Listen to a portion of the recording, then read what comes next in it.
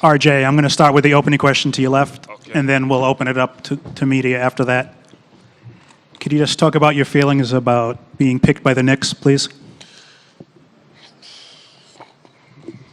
What do I say? Like, I'm so overwhelmed, humbled, and just honored and very thankful, that the Knicks took the chance with me, that they believed in me, and I'm so happy to be a Knick, and I can't wait to play in Madison Square Garden. Hey, RJ, yes, you said yesterday you may have some tears, and sure enough, you did. I mean, what were the emotions flooding through your mind at that point? It looked like tears were coming down. Yeah, I was trying not to, even before I got picked, I was trying to not to just let it come out because I feel like I've worked so hard my whole life and just for this day to come and now that it's here and to hear my name called and walk across that stage, I had to let it out. Hey, RJ, obviously the crowd was excited and they chanted your name. What was that like, hearing that after you were picked? That was great. I'm glad that the city wants me here as much as I want to be here. RJ, Zach Gelb, CBS Sports Radio, WFAN. You spoke yesterday how when you were growing up as a kid, your grandfather told you one day you would play for the Knicks. Mm-hmm. How much were you thinking about your grandfather when the pick was finally in and you knew you were going to play your career in New York? That was crazy. That was one of the reasons why I was crying because, we used to watch the Knicks growing up and he'd always tell me that I was going to be a Knick. And, it's sad that he can't be here to see it, but I'm just very happy, man. Just so you know, DeAndre Hunter is next door. RJ, quick question about the influence of your dad growing up. He had a good professional career in Europe. Yeah. How much was it? And second question. Sorry, where you at, my man? Oh, you back there. Sorry, say it again.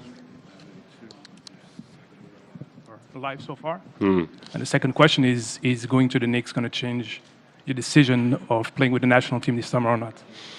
Well, my dad, oh man, that's the guy that got me going to basketball. Watching him is where I got my passion. So he's definitely been, one of the biggest influences in my life. And playing for Team Canada is still to be determined. I have no clue what's going to happen. I have no clue, what the team's going to say or, I haven't really discussed it with my family yet. So I don't know what's going to happen. RJ, congratulations, Valeria Rubino, V Sport. You are the proof that dreams can come true. So what did it take and what are the qualities you possess today that might make you one of the best in the league? It took a lot of discipline. First of all, thank you very much. But it took a lot of discipline, a lot of early morning workouts when I didn't want to go, a lot of staying home and getting rest while people are out having fun. So it just took a lot of, hard work and being uncomfortable doing things that you don't want to do. And I don't know what else to say. Yeah. Thank you, kind sir. RJ, we see that you and Zion have been supporting each other through this whole process. What did he say to you right when you got off the stage there, when you embraced? We just told each other how happy we were for each other, and I told him I love him. He told me he loved me, and we're just, we're ready to get to work now. Moses, we'll do it with Global News. First and foremost, right over here. RJ? I'm terrible at this. No, to your far right. Okay. Right, what's up? First and foremost, congratulations. It's been a big, past week and change for Canadians in Canadian basketball. For yourself, knowing that you grew up in the Vince Carter era, your dad was an Olympian. Last time Canada made it. This is a two-part question. The first part is, what does it mean to be a Canadian to get drafted as high as you did? And the second part is your father and the bond that you guys have and potentially an opportunity to lead Canada to the Olympics, much like your dad did. Sorry, the young lady in the back with the pink, that's very nice. I like it very much. Thank you. No, it's amazing to be Canadian. We take a lot of pride. So I got my Canadian flags on the inside of my jacket. And just, to put on for our country, that means a lot. And, yeah, my dad, man, my dad is big. He's big with Canada basketball. He's big with me. He helps me through everything. So, yeah, I love him. Hey, RJ, over here, RJ to your left. Adam Zagoria, New York Times. Congratulations, man. What's up, Adam? How you doing, bro? I'm good. Probably going to be 5 or 6 Canadians picked tonight.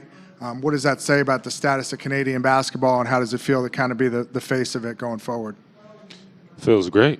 I mean, Canadian basketball is really on the rise. You see we have like you said, probably 6, maybe more in the draft this year. We have probably 4 of us going in the first round. So just, it's amazing. Canada basketball's on the rise, and we're going to have to cut some NBA players from, the team this summer, but it's great. Olivier Paradis-Lemieux, Radio-Canada. D'abord, félicitations, RJ. Je vais me permettre Merci. une question en français. OK.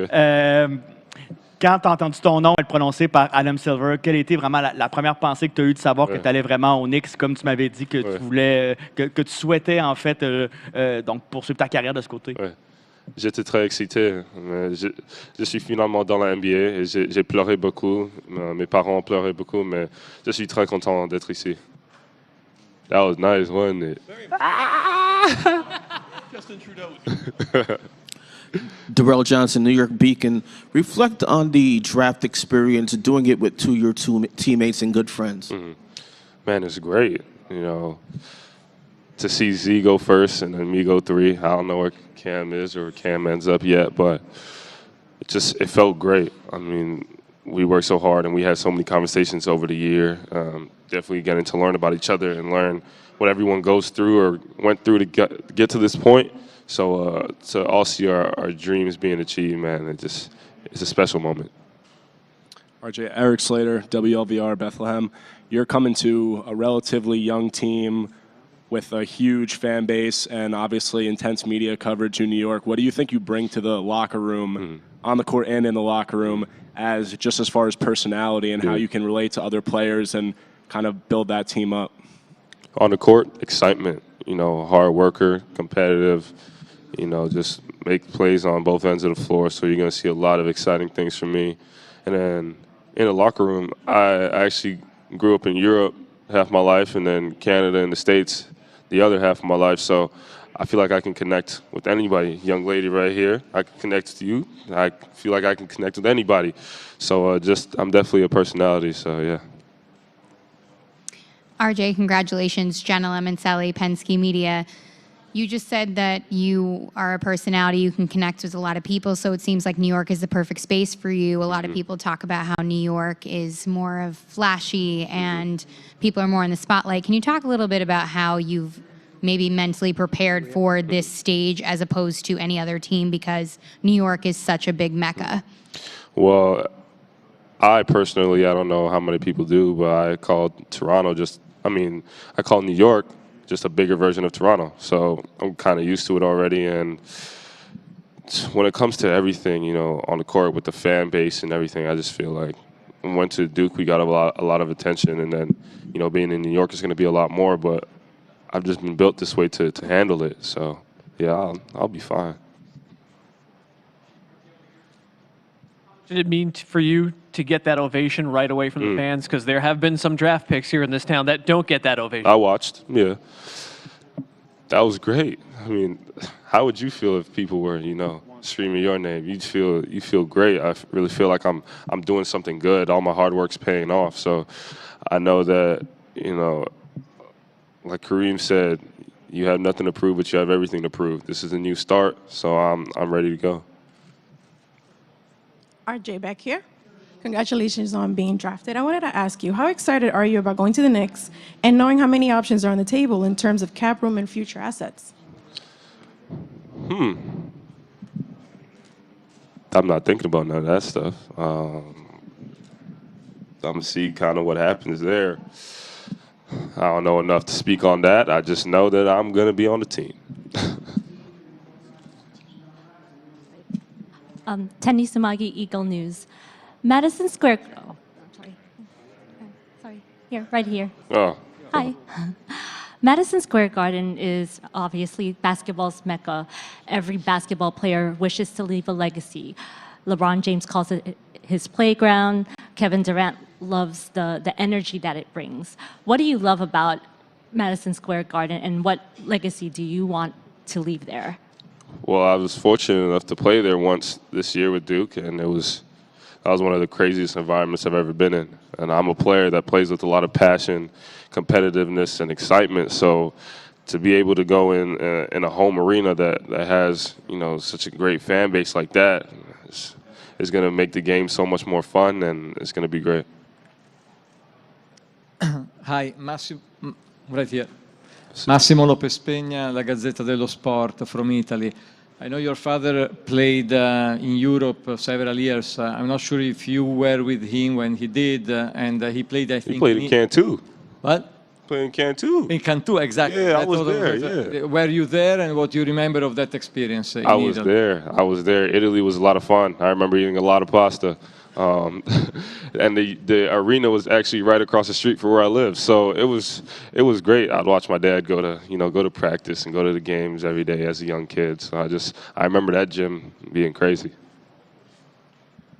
Lloyd Carroll from the Queens Chronicle. I believe your parents met in Queens or at St. John's University. Yeah. Was there any thought of joining, going to Utopia Parkway and playing at SJU? You would have been in the New York area a little sooner. I mean, they didn't really recruit me, but if they had did, we could have used you at Columbia too, by the way. Yeah, it would have been a thought. But something that kind of got you excited about New York as well, aside from the size of the market. Yeah, for sure. My parents met here. My mom grew up here. My mom has family. We have family over here. So Mom's from Queens? Mom's from Brooklyn. So, oh, well, okay. Yeah, so everything, it's really exciting. Good, thanks. What's up, RJ? Charlie Maizano, WFV Sports. Your godfather, Steve Nash, tweeted before that he's telling anyone that his godson's on TV and that he's probably going to the Knicks and no big deal. What has he meant to you in your life, and what advice has he given you so far? Man, he's a Hall of Famer, right? You wouldn't even know it if you spoke to him. He's the nicest guy. He's the most humble guy ever. So he's been really big for me during this draft process.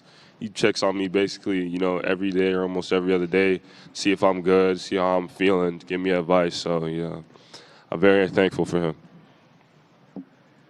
Max Bonstetter, Sports Illustrated. What's up? What's up? So there's a lot of Duke players across the league. Fortunately for you, you have one Duke teammate, Lance Thomas, on the Knicks. How excited are you to play against some fellow Duke players? Having a teammate on the Knicks, how's that going to help? First of all, that's great. The brotherhood's very strong. The brotherhood is everywhere. So I'm very excited to go. And I met Lance before. He's a great guy, so I'm very excited to work with him. Thank you. We do got to go to Joe's. That's right.